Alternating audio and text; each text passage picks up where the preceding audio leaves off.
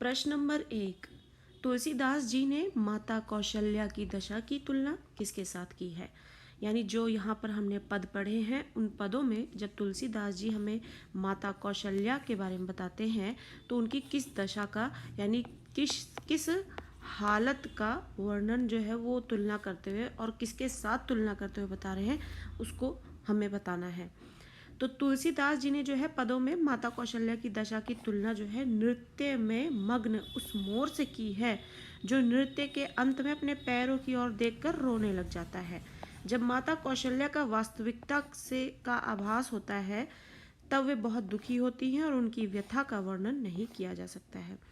कहने का अर्थ है कि एक नृत्य करता हुआ मोर है और वो नृत्य करने के बाद अपने पैरों की तरफ देखता है तो वो रोने लगता है और उसी से यहाँ पर माता कौशल्या की जो है दशा का वर्णन और तुलना की जा रही है।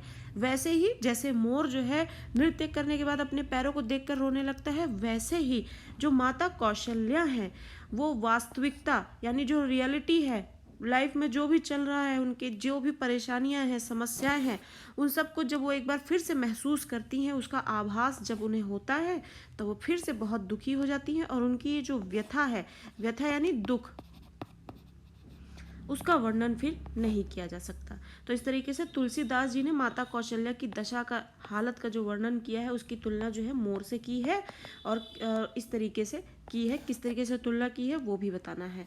प्रश्न नंबर 2, श्री राम के वियोग में उनके अश्व की दशा कैसी हो गई है? अभी तक हम प्रश्न में पूछा गया कि माता कौशल्या की दशा का वर्णन किससे किया गया है तुलना करते हुए। अब यहाँ पर जो राम के जो घोड़े हैं उनकी दशा कैसी हो गई है जब राम जो है उन्हें छोड़कर वनवास को चले गए हैं। तो राम के वियोग में उनके जो अश्व हैं उनकी दशा जो है दयनीय हो गई है। वह दिन प्रतिदिन मुरझाता चला जा रहा था जिसे राम अपने हाथों से पुचकारा करते थे और दुलारा करते थे। अब वह हिमपात के कमल के समान दिखाई देने लगा है। हिमपात यानी कि कमल का फूल है और खूब हिमपात हो गया यानी कि बर्फ बहुत गिर गई, मौसम ऐसा हो गया है तो उसकी वजह से हिमपात होने की वजह से कमल के फूल की जो हालत हो जाती है उसके समान हो गई है। जैसे कि घोड़ा जो है राम का जो यहाँ पे अश्व है राम के वियोग में, क्योंकि राम के होने पर उस अश्व को राम से प्यार मिलता था, वो उनको दुलारते थे, पुचकारते थे और इस तरीके से जो है स्नेह जो है किसी भी व्यक्ति को जिंदा रखता है, यहाँ तक कि व्यक्ति नहीं बल्कि जानवरों को भी। तो वो उसकी हालत जो है हिमपात के कमल के समान हो गई है अश्वों की, जैसे कि राम उन्हें पुचकारा करते थे, दुलारा करते थे। तो अब ऐसा नहीं हो पा रहा है और ना ही उन्हें राम का स्नेह मिल पा रहा है, ना ही उनका स्पर्श मिल पा रहा है। तो इस तरीके से श्री राम के वियोग में जो उनके अश्व है उनकी दशा इस तरीके की हो गई है।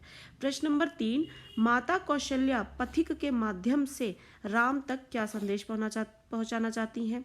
माता कौशल्या जो हैं वो पथिकों से यानी वो राह पर जाते जो लोग हैं उनसे ये निवेदन करती हैं, चाहती हैं कि वो राम तक अगर पहुँचे तो वो उन तक ये संदेश पहुँचा दे मेरा कि माता कौशल्या क्या कह रही हैं।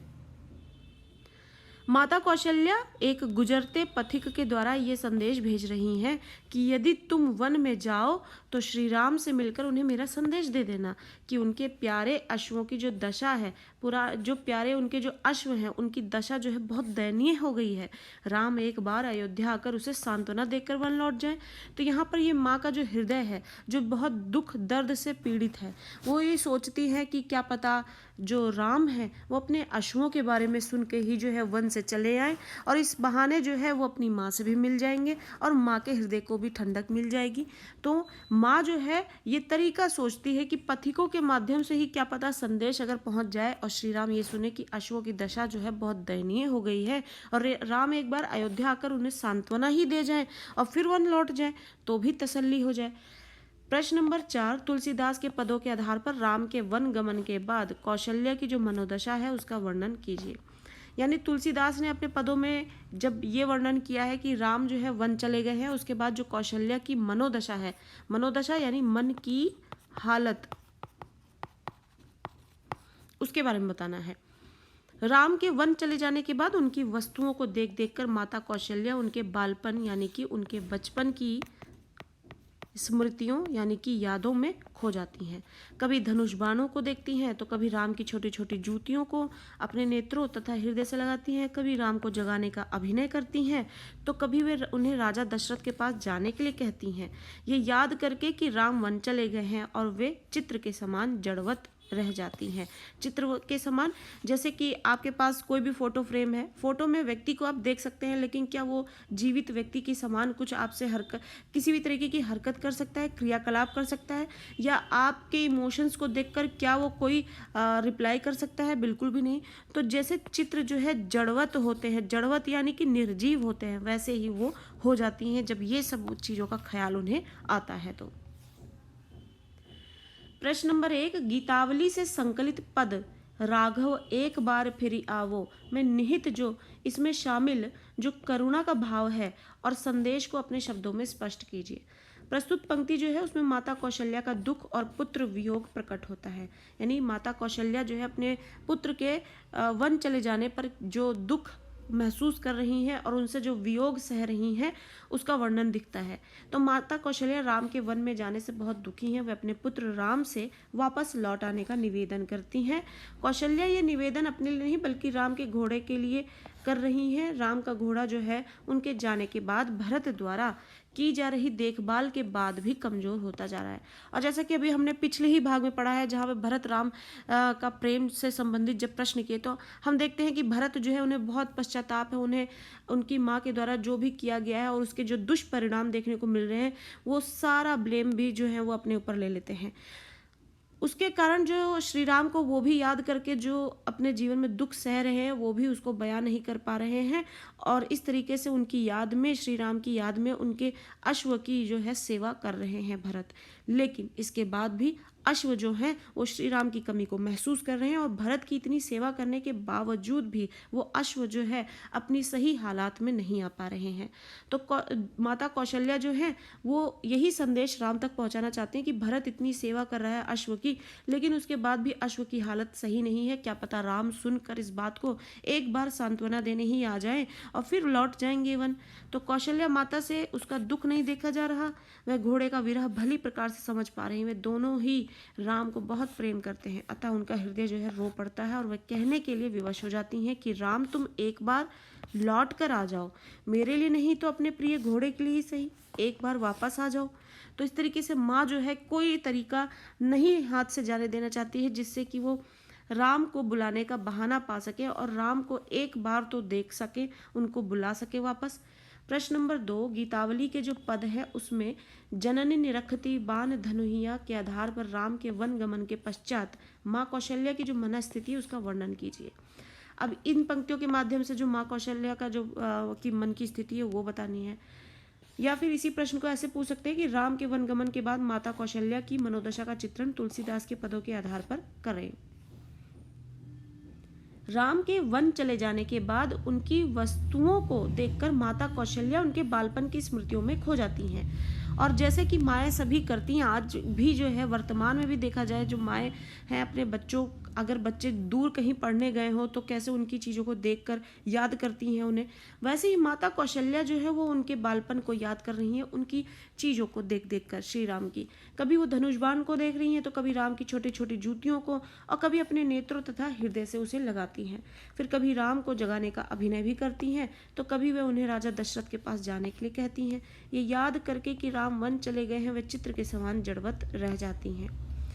प्रश्न नंबर 3, रही चकी चित्र लिखी सी, इस पंक्ति का जो मर्म है अपने शब्दों में स्पष्ट कीजिए। ये पंक्ति हमें क्या बयान करती है?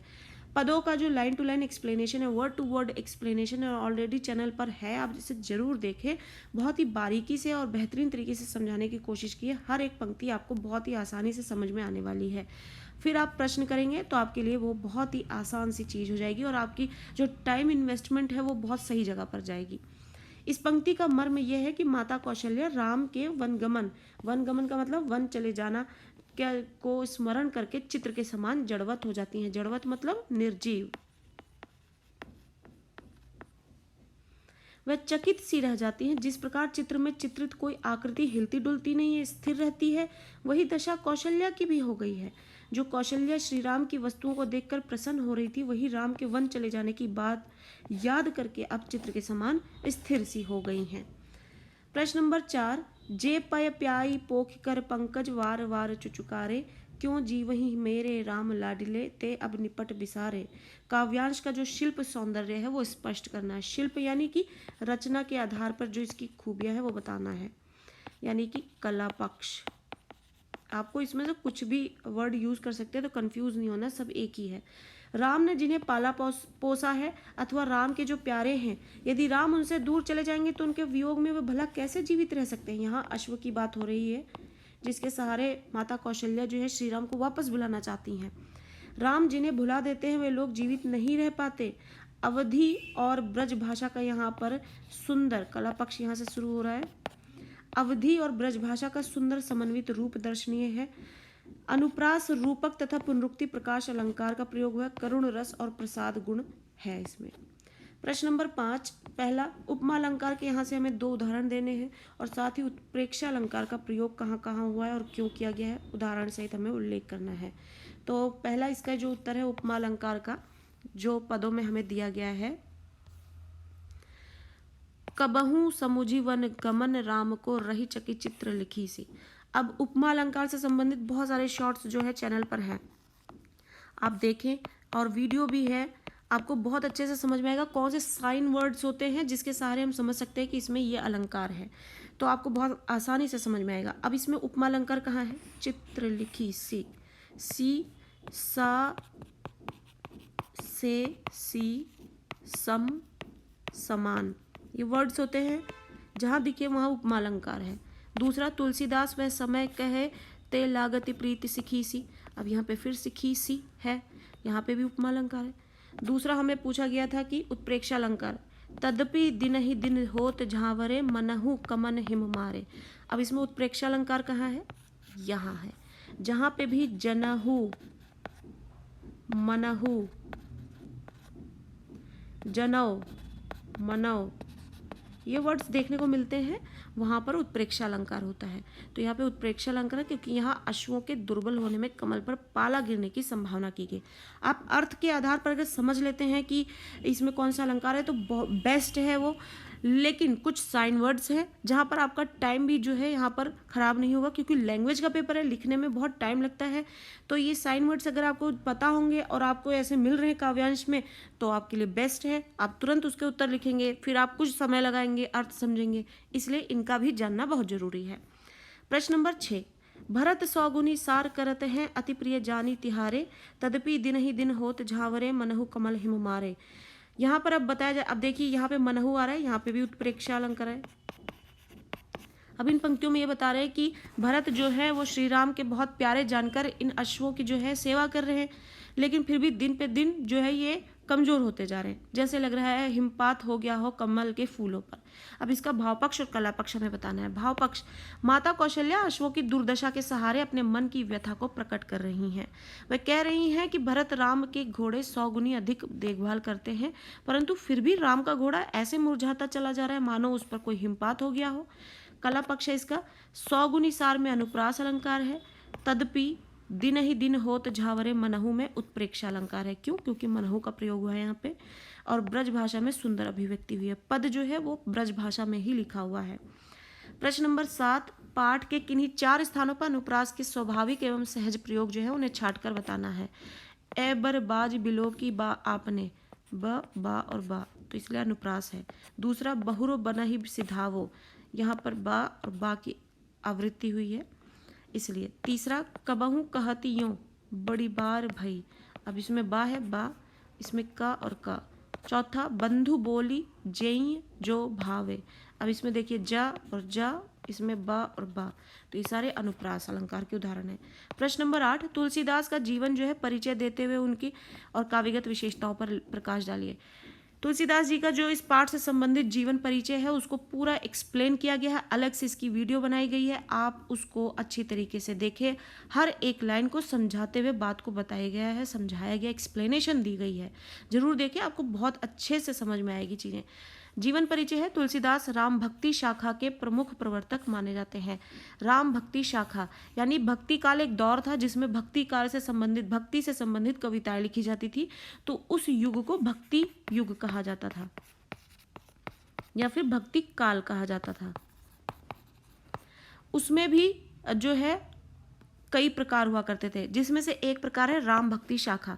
उसके जो मेन कवि थे तुलसीदास जी थे, तो तुलसीदास जी जो है राम भक्ति शाखा के प्रमुख प्रवर्तक माने जाते हैं, यानी हेड, यानी जो आगे लेकर चीज़ों को चलता है। हिंदी साहित्य का जो गौरव है, उनका जन्म बांदा जिले के राजापुर गांव में 1532 में हुआ माना जाता है ऐसा। उनके पिता का नाम आत्माराम दुबे तथा माता का नाम हुलसी था। किसी कारणवश बालपन में ही उनके माता पिता ने इन्हें त्याग दिया था। बाबा नरहरि दास ने बालक तुलसीदास का पालन पोषण किया और उन्हें शिक्षा दीक्षा प्रदान की।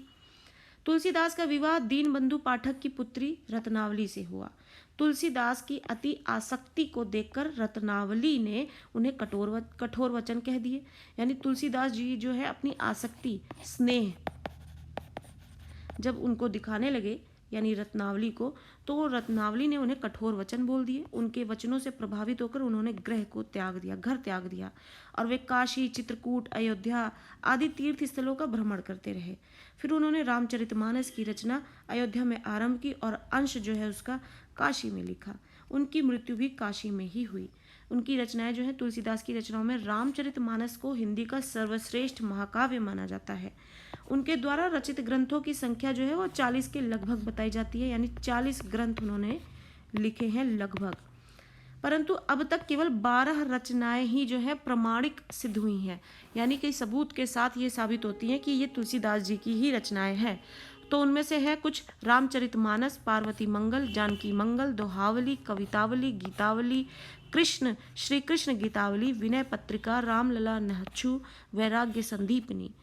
और इनकी जो काव्य की विशेषताएं हैं, वो तुलसीदास ने अपने काव्य में समकालीन काव्य शैलियों का प्रयोग किया, यानी उस वक्त पर जो काव्य में खूबियाँ लोग प्रयोग करते थे या तरीका जो इस्तेमाल करते थे, उसकी जो खूबियाँ हैं वो उसमें भर भर कर देखने को मिलती हैं। उन्होंने दोहा, चौपाई, कवित्त, सवैया, पद आदि शैलियों में काव्य की रचना की। भाव के अनुसार छंदों का चयन किया और अनुप्रास, रूपक, उत्प्रेक्षा, उपमा आदि सभी अलंकारों का उन्होंने प्रयोग भी किया और रचनाओं को अत्यंत ही प्रभावशाली भी वो बनाता हुआ दिखता है। तो इस तरीके से यहाँ पर हमने तुलसीदास जी के जो पद पाठ्यक्रम में जुड़े हैं उससे संबंधित यहाँ पर प्रश्न किए हैं, और पदों की जो एक्सप्लेनेशन है ऑलरेडी चैनल पर पहले से ही मौजूद है, आप इसे ज़रूर देखें और इससे आपका अच्छा टाइम इन्वेस्ट होगा। क्या होगा कि आप पाठ को अच्छे से जब समझ चुके होंगे तो ये प्रश्न भी आपको ऐसे ही एक बार रैंडम भी आप देखते चले जाएंगे, तो आपको चीज़ें सब समझ में आ जाएंगी, रटने की ज़रूरत नहीं पड़ेगी। और इससे अलग भी अगर आपको कुछ प्रश्न देखने को मिलते हैं, प्रश्नों को देखने को मिलता है आपको परीक्षाओं में, तो आप उनको खुद भी लिख पाएंगे। तो इसके बहुत फ़ायदे हैं अगर आप पाठ को अच्छे से समझेंगे। सभी पाठों को पहले पढ़ें और समझें, फिर उसके प्रश्न उत्तरों पर आप जोर डालें। प्रश्न उत्तरों को बाद में पाठ को पढ़ के समझने से फ़ायदा ये है कि प्रश्न उत्तर आपको बहुत अच्छे से तुरंत समझ में आएंगे। तो इस तरीके से ये आपके टर्म टू एग्जामिनेशंस के लिए बहुत हेल्पफुल होने वाले हैं। और इसे अगर वीडियो अच्छी लग रही है तो इसे जरूर लाइक करें, ज़्यादा से ज़्यादा शेयर करें और चैनल के साथ यूं ही बने रहें ताकि और भी वीडियोज़ आपको यूं ही मिलती रहे टर्म टू एग्जामिनेशंस के लिए। और चैनल को सब्सक्राइब करना ना भूलें।